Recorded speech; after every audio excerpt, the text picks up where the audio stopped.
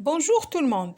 Dans cette vidéo, je vais vous présenter la correction des questions qui nous restent dans la partie 1 de l'épreuve d'informatique du CNC 2019 filière MP. Bienvenue tout le monde.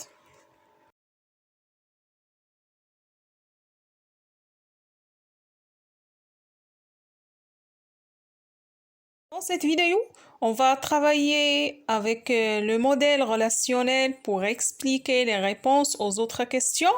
Ce modèle est déjà expliqué dans la vidéo précédente sur la correction de la première partie de l'épreuve informatique du CNC 2019 filière MP.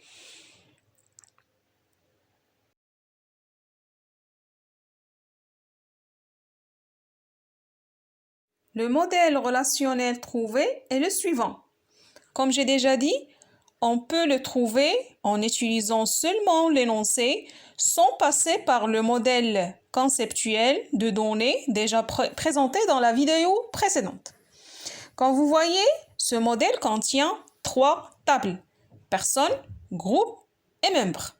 Dans la table personne, il y a une clé primaire, code, et les autres champs, nom, prénom, date de naissance. Dans la table groupe, il y a une clé primaire ID et une clé étrangère code CR qui fait référence au champ code de la table personne. Et les autres champs, nom, description et date CR. Dans la table membre, il y a 2 clés étrangères, code qui fait référence au code qui existe dans la table personne et ID qui fait référence au champ ID qui existe dans la table groupe. Pour résoudre n'importe quelle question, lorsqu'on veut utiliser plus qu'une table, il faut écrire la table du champ utilisé. C'est-à-dire, si je veux utiliser par exemple code de la table personne, je suis obligé d'écrire personne.code. Tout simplement parce qu'il y a des champs ayant même nom. Par exemple, code existe dans la table personne et code existe aussi dans la table membre. Nom existe dans la table personne et nom existe dans la table groupe.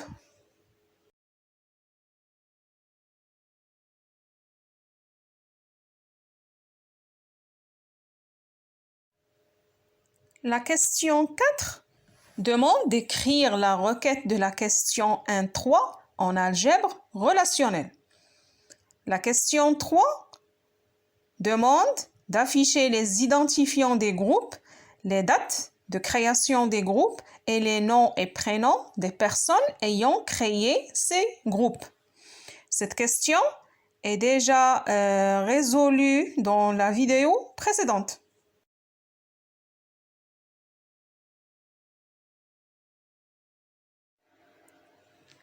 Avant de répondre à cette question, j'aimerais bien passer par ce rappel mathématique.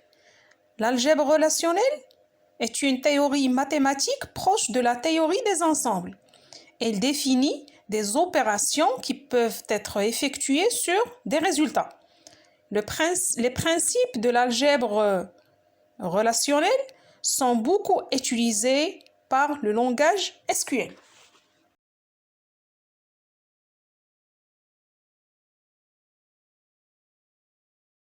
Pour répondre à cette question, on va utiliser les 2 opérations de l'algèbre relationnelle qui sont la jointure et la projection.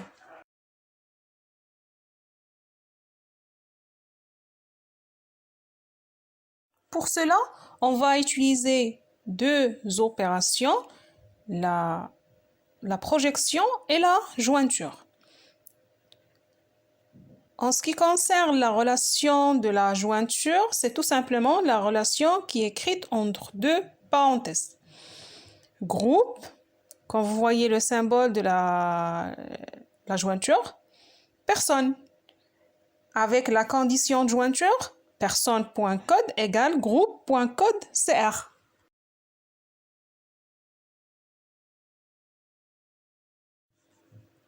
Cette relation va créer une jointure ou bien une concaténation des champs de la table personne et de la table groupe qui vérifie la condition de jointure. Donc, pour n'afficher que les champs demandés, on doit utiliser l'opérateur de projection que vous voyez au début de cette relation, de la relation 1. Donc, elle est proche du symbole pi. Groupe.id, groupe.datser, personne.nom, personne.prénom.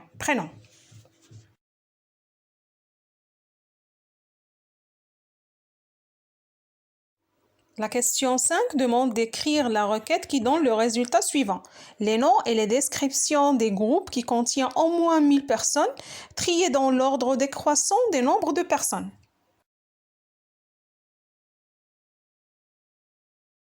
La requête de cette question s'écrit comme suit.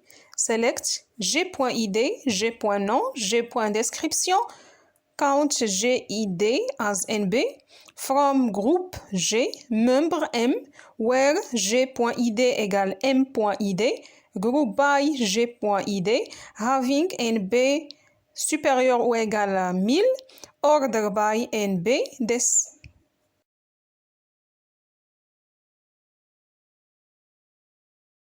D'après l'énoncé de cette partie ou bien d'après le modèle relationnel, un groupe contient plusieurs membres.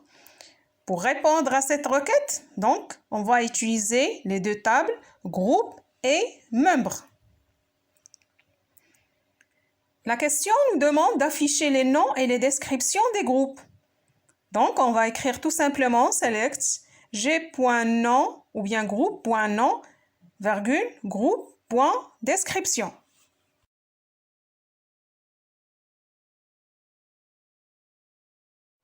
Et pour calculer le nombre de personnes pour chaque groupe, ou bien les membres de chaque groupe, on va utiliser la fonction d'agrégation count g.id as nb.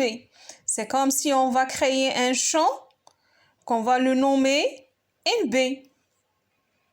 From groupe G, membre M, parce qu'on va utiliser les deux tables, groupe et membre. G et M, ce sont des alias utilisés pour renommer les deux tables, juste pour faciliter l'écriture de cette requête.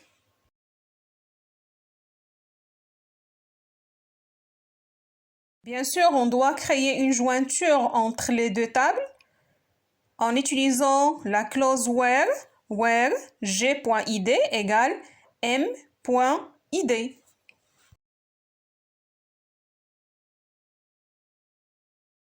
Comme vous savez, chaque groupe a plusieurs membres. Donc, si on écrit select nom description, il va nous afficher plusieurs lignes redondantes pour chaque membre d'un groupe donné. Donc, on aura comme résultat plusieurs lignes redondantes. Et pour éviter cette redondance inutile, on va utiliser la clause group by g.id pour regrouper les résultats trouvés et pour ne pas afficher les lignes plusieurs fois.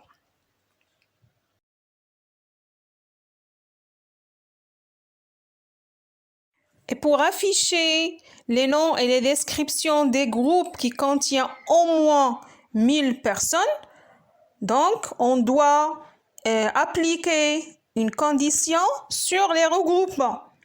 Comme vous savez, pour appliquer une condition sur la clause group by, on va utiliser la clause having nb supérieur ou égal à 1000.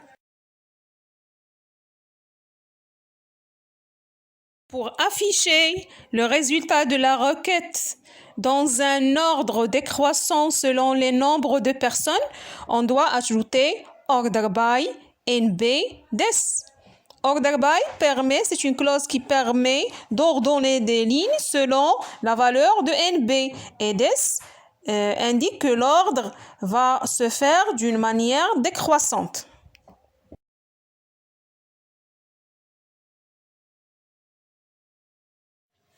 La question 6 demande d'écrire une requête qui donne le résultat suivant. Les codes, les noms et les prénoms de toutes les personnes, créateurs et membres qui appartiennent au groupe ayant le nom sport.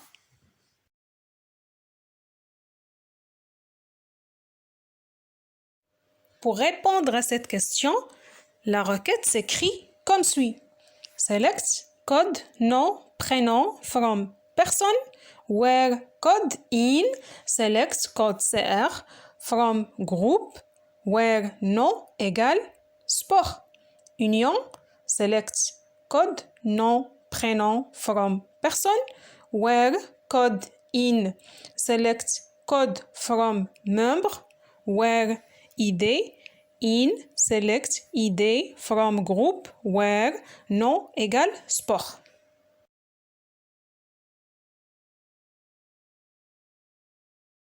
D'après le cours, la commande union de SQL permet de mettre bout à bout les résultats de plusieurs requêtes utilisant elle-même la commande select. C'est donc une commande qui permet de concaténer les résultats de 2 requêtes ou plus. Pour l'utiliser, il est nécessaire que chacune des requêtes à concaténer retourne le même nombre de colonnes avec les mêmes types de données et dans le même ordre.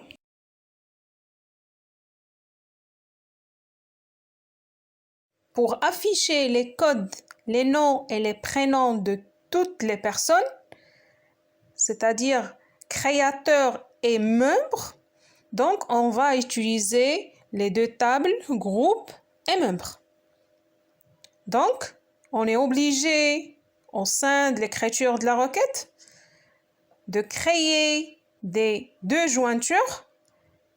La première pour relier entre la table personne et membre, et la deuxième pour relier entre la table personne et groupe.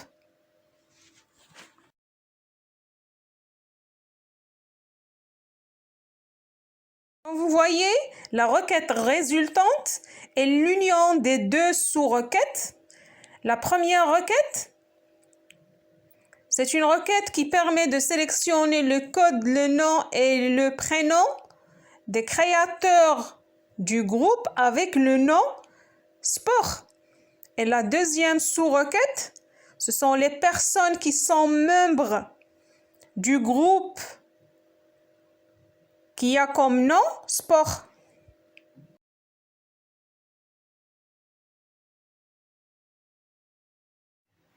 Donc, la première sous-requête doit être écrite comme vous voyez.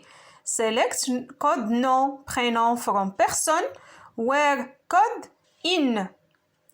Donc, on va utiliser une autre sous-requête. Select code CR from group, where nom égale sport. C'est-à-dire, on va sélectionner les personnes où le code appartient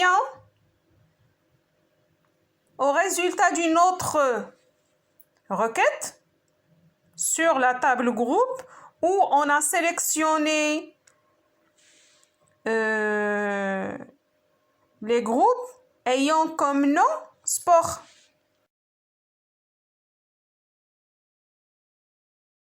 Deuxième requête d'union s'écrit comme suit. Select code nom prénom from person, where code in, select from member where ID in, select ID from group where nom égale sport. C'est-à-dire, on va sélectionner les personnes qui ont des membres dans la table membres du groupe qui a comme nom sport.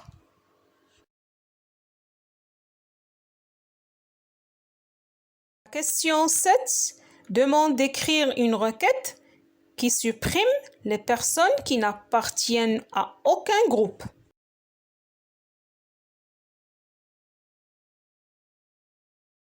Pour répondre à cette question, la requête s'écrit comme suit. Delete from person, where code not in, select distinct, code from membre.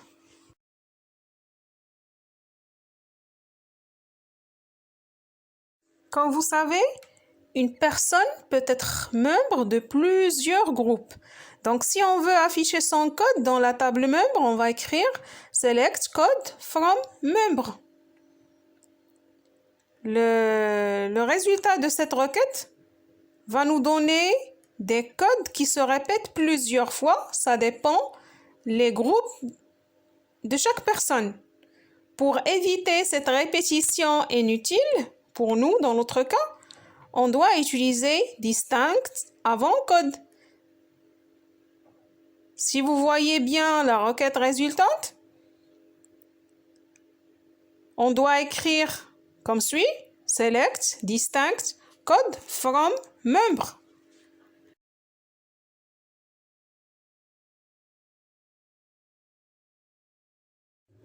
Pour supprimer les personnes qui n'appartiennent à aucun groupe, on va utiliser delete.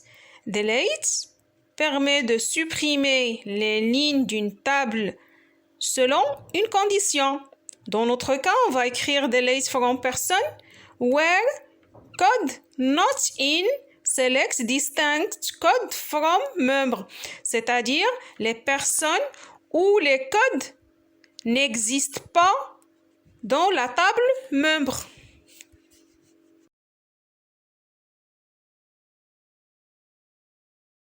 La question 8 nous demande d'effectuer des modifications dans la table membre pour que tous les membres du groupe ayant le nom sport deviennent membres du groupe ayant le nom voyage.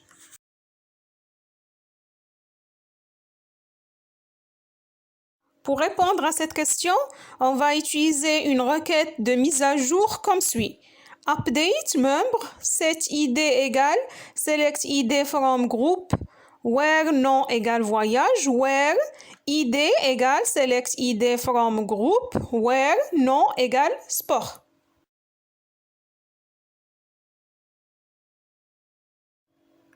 Comme vous voyez, la mise à jour va être effectuée au niveau de la table membre. Pour cela, on a écrit update membre. Quelles sont les lignes concernées? C'est tout simplement les lignes qui répondent à la condition qui vient juste après where, c'est-à-dire les membres ayant comme ID égale ID de la table groupe nommée sport. Pour cela, on a écrit where id égale select id from group, where nom égale sport. La nouvelle valeur du champ id égale à id du groupe nommé voyage. Pour cela, on a écrit set id égale select id from group, where nom égale voyage.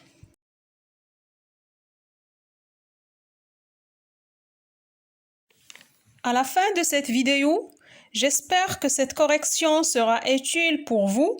J'ai essayé d'expliquer et de détailler au maximum les réponses. Je vous demande de proposer les cours que vous voulez voir sur ma chaîne. Je tiens à vous remercier infiniment pour votre attention et je vous souhaite un bon apprentissage.